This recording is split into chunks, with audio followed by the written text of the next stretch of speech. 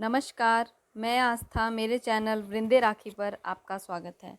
आज मैं आपको बताऊंगी सावन सोमवार व्रत के बारे में। व्रत की क्या विधि है, पूजा कैसे करनी है और व्रत में क्या खाना है और इस व्रत की क्या कथा है। सारी जानकारी आपको इस वीडियो में मिल जाएगी। सावन सोमवार के व्रत वाले दिन सुबह नहा धोकर स्वच्छ वस्त्र पहन लें और भगवान शिव की पूजा करें। पूजा में सामग्री जल, उसमें थोड़ा दूध डाल लें।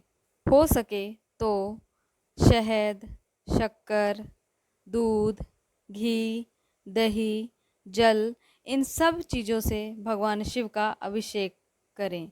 नहीं तो दूध और पानी को मिलाकर भगवान शिव का अभिषेक करें। वह भी संभव ना हो तो केवल जल से भगवान शिव का अभिषेक करें। उसके बाद भगवान शिव को चंदन का तिलक लगाएं, चावल छिड़कें, जनेऊ पहनाएं और बेलपत्र के 5 पत्ते यानी कि 3-3 पत्तों वाले 5 बेलपत्रों को और भगवान शिव पर आप चढ़ाएं। उसके बाद फूल चढ़ाएं, फल चढ़ाएं। भांग धतूरा भगवान को क्यों चढ़ता है, इसके बारे में मैं किसी वीडियो में आपको बताऊंगी। इस प्रकार भगवान की पूजा करें, आधी परिक्रमा करें। भगवान शिव की परिक्रमा पूरी नहीं की जाती है, अर्थात भगवान के अर्घा को लांघा नहीं जाता। जहाँ से भगवान शिव के अर्घा से जल निकलता है, मन में संकल्प लेकर व्रत करें। व्रत में आप फल खा सकते हैं और तीसरे प्रहर की पूजा करके आप अन्न ग्रहण कर सकते हैं, पर वह अन्न बिल्कुल सात्विक होना चाहिए। व्रत के भोजन में लहसुन, प्याज, मसूर की दाल, अरबी, हींग, इस प्रकार की बहुत सी चीज़ें हैं जो व्रत में नहीं खानी चाहिए। सावन सोमवार के व्रत को फलाहार भी किया जाता है और एक पहर भोजन करके भी किया जाता है। तो ये नियम है सावन सोमवार के व्रत के। व्रत के अगले दिन भगवान की पूजा करके भगवान का प्रसाद ग्रहण करके भोजन करना चाहिए। इस प्रकार व्रत का पारण करना चाहिए। पारण के समय भी आप सात्विक भोजन ही करें। सावन सोमवार के व्रत की कथा इस प्रकार है। एक नगर में एक बहुत ही धनवान साहूकार रहा करता था। उसे किसी प्रकार की कोई कमी नहीं थी, परंतु उसे कोई संतान नहीं थी। इसी चिंता में वह दिन रात रहता था। वह भगवान शिव का भक्त था, इसलिए वह सदा शाम के समय भगवान शिव के आगे घी का दीपक जलाया करता था और प्रत्येक सोमवार के व्रत को किया करता था। एक दिन माता पार्वती ने भगवान शिव से कहा, प्रभु, ये आपका साहूकार अनन्य भक्त है, आप इसकी मनोकामना पूरी क्यों नहीं करते, इसे संतान प्राप्ति का वर क्यों नहीं देते। तब भगवान शिव ने माता पार्वती से कहा कि हर व्यक्ति अपने कर्मों का फल भुगतता है, जो जैसा कर्म करता है वैसा ही फल पाता है। साहूकार के भाग्य में संतान का योग नहीं है, ऐसा भगवान शिव ने माता पार्वती से कहा। परंतु इसके बावजूद भी माता पार्वती ने भगवान से कहा, आग्रह करते हुए कहा, आपको इस व्यापारी की इच्छा पूरी करनी चाहिए, यह आपका अनन्य भक्त है। बार बार माता पार्वती के आग्रह करने पर भगवान शिव ने कहा कि ठीक है, तुम्हारे बार बार आग्रह करने पर मैं इसे पुत्र का वर अवश्य दूंगा, परंतु इसका पुत्र अल्प आयु होगा। ऐसा कह के भगवान शिव ने साहूकार को दर्शन दिया और उसे पुत्र प्राप्ति का वरदान दिया। साथ ही उसे उसके पुत्र के अल्प आयु होने के बारे में भी बताया। कुछ समय बाद साहूकार की पत्नी को एक सुंदर पुत्र रत्न की प्राप्ति हुई, परंतु उसका पुत्र अल्प आयु है, ये जानने के कारण साहूकार को अधिक खुशी नहीं हुई। धीरे धीरे साहूकार का बालक बड़ा होने लगा। जब वह 12 वर्ष का हो गया तब उसकी माता ने उसके विवाह के लिए उसके पिता से कहा। तब साहूकार ने कहा, मेरा बालक अभी छोटा है, मैं इसे पढ़ने के लिए काशी जी भेजूंगा।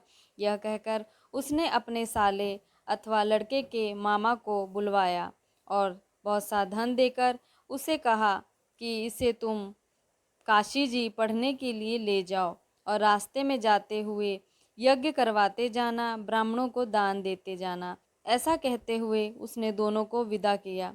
दोनों यज्ञ करते हुए और ब्राह्मणों को दान देते हुए काशी की ओर चलने लगे। रास्ते में एक नगर पड़ा, वहाँ दोनों बैठकर यज्ञ करने लगे। उस नगर के जो राजा थे उनकी कन्या का विवाह था, परंतु जो लड़का विवाह करने के लिए राजकुमारी से आया था वह एक आंख से काना था। जब उसके मामा ने साहूकार के सुंदर पुत्र को देखा तब सोचा कि द्वार चार अर्थात बारात के स्वागत के समय क्यों ना इसको ले जाया जाए और बाद में इसे कुछ धन दे दिया जाए। यह मन में बात लेकर उसने साहूकार के लड़के के मामा से बात की कि पैसे लेकर वह अपने लड़के को कुछ समय के लिए हमारे साथ भेज दे। तो साहूकार के लड़के का मामा मान गया। बारात के स्वागत के समय सुंदर लड़के को देखकर किसी ने कुछ नहीं कहा और फिर जब फेरों का समय आया तब उस काने लड़के के मामा ने सोचा कि क्यों ना फेरों का काम भी इसी से करवा दिया जाए, बाद में हम इसे थोड़ा अधिक धन दे देंगे। ऐसा सोचकर उसने फेरे भी साहूकार के लड़के के साथ अर्थात शादी भी पूरी तरह से करवा दी। जब लड़का विवाह के बाद वहाँ से जाने लगा तो उसने राजकुमारी की चुनरी पर लिख दिया कि तुम्हारा विवाह मेरे साथ हुआ है, परंतु तुम्हें जिसके साथ विदा करेंगे वह एक आंख से काना होगा और मैं काशी जी पढ़ने के लिए जा रहा हूँ। ऐसा कहकर लड़का वहाँ से निकल गया।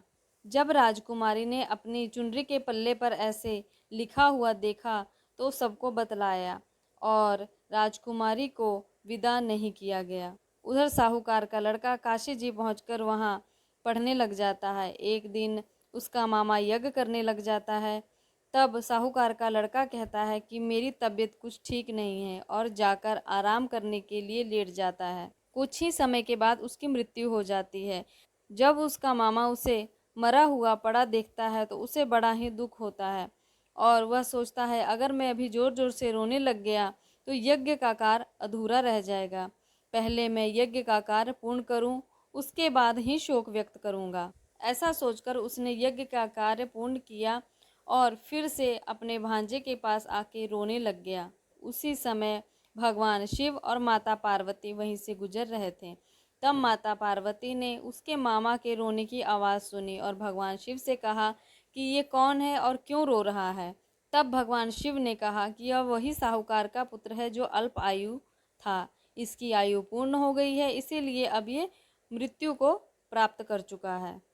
तब माता पार्वती ने भगवान शिव से आग्रह करते हुए कहा कि हे प्रभु, इसे और आयु दें, क्योंकि यदि इसके माता पिता को पता चलेगा कि इसका पुत्र समाप्त हो गया है, मर चुका है, तो वह रो रो के अपने प्राण त्याग देंगे। माता पार्वती के बार बार आग्रह करने पर भगवान शिव ने फिर से साहूकार के पुत्र को जीवित कर दिया। जब उसके मामा ने उसे जीवित देखा तो वह बहुत खुश हो गया। फिर दोनों अपनी नगर की ओर खुशी खुशी बढ़ने लगे और रास्ते में यज्ञ करवाते हुए जा रहे थे। फिर वह उसी नगर में पहुँचे जहाँ पर उस लड़के का विवाह हुआ था। वहाँ पर आके वे दोनों यज्ञ करने लगे। तभी राजा ने साहूकार के लड़के को पहचान लिया कि इसी के साथ मेरी कन्या का विवाह हुआ था और अपनी कन्या के साथ बहुत सारा धन देकर दोनों को विदा किया। जब मामा और भांजा अपनी नगर के नज़दीक पहुँचे तब उसके मामा ने कहा कि मैं पहले जाकर घर में खबर कर आता हूँ ताकि स्वागत की तैयारी हो सके। जब उसका मामा लड़के के घर पहुँचता है तो देखता है उसके माता पिता घर की छत पर बैठे हैं और उन्होंने प्रण कर रखा था यदि उसका पुत्र सकुशल वापस आ जाएगा तो वह खुशी खुशी नीचे आ जाएंगे, नहीं तो वह ऊपर से कूदकर अपने प्राण को त्याग देंगे। तभी लड़के के मामा ने पहुंचकर खबर की कि आपका लड़का वापस आ गया है, तो उनको यकीन नहीं आया। तब मामा ने विस्तार से कहा कि आपका पुत्र अपनी पत्नी के साथ बहुत सा धन लेकर आया है। तब दोनों खुशी खुशी नीचे आते हैं और उनका स्वागत करते हैं और बहुत ही खुश होते हैं और खुशी खुशी अपना जीवन व्यतीत करने लगते हैं। इसी प्रकार जो भी भगवान शंकर की पूजा करता है, सोमवार के व्रत को करता है, सावन के सोमवार के व्रतों को करता है, उसको इसी प्रकार के उत्तम फलों की प्राप्ति होती है। जो भी मनोकामनाएं होती है वह सभी मनोकामनाएं पूर्ण होती है। इसी प्रकार की हिंदू धर्म से संबंधित जानकारियां आपको इस चैनल पर प्राप्त होती रहती हैं, तो हमारे चैनल को सब्सक्राइब करें और बेल आइकन को प्रेस कर लें ताकि आने वाली सभी वीडियो आप तक पहुंच सके। धन्यवाद।